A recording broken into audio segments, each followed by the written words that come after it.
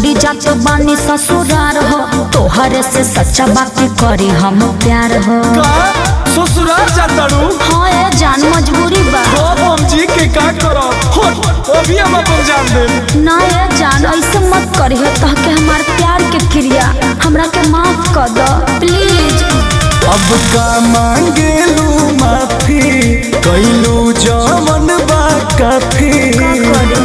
पियावा संग चल दिहल हमसे करवट के, पियावा संग चल दिहल हमसे करवट के। बिजली के तार पाई यार तोहर मोहरी लटक के, बिजली के तार पाई यार तोहर मोहरी लटक के। अरे कुल का कहता रो?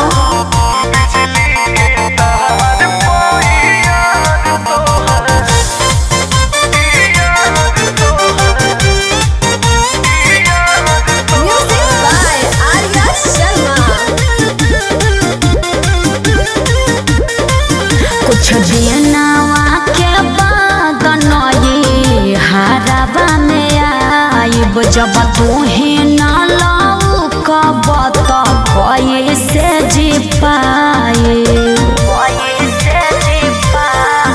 बड़ी दुखी बनी दिल चकन चूर को दिहलू। अच्छा छोड़ो ना। चललू ससुरा हमके मोहरेला मजबूर को दिहलू। का करी? अब जानी रोआ हमारे कोरा में लिपट के, अब जानी रोआ हमारे कोरा में लिपट के। तो बिजली के तार पोई यार तोहर मोहरी लटक के, बिजली के तार पोई यार तोहर मोहरी लटक के। ठीक नहीं खबर तू।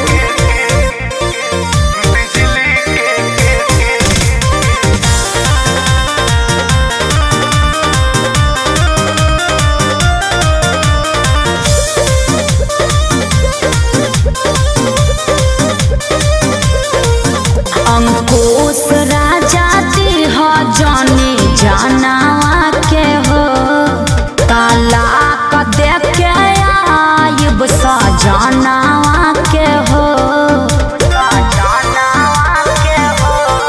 तोहर पियौआ न मोल नहीं छोड़ पइहे हो, तोहर शादी वाला बंधन नहीं तोड़ पइहे हो। का करी हम? मंगिया में सनुरा भरब बलू सट सट के, ना हो। मंगिया में सनुरा भरब बलू सट सट के। बिजली के तार पाई यार तोहर मोहरी लटक के, बिजली के तार पाई यार तोहर मोहरी लटक के। देखो हमरे क्रिया ऐसा कुछ मत करी हो। बिजली के तार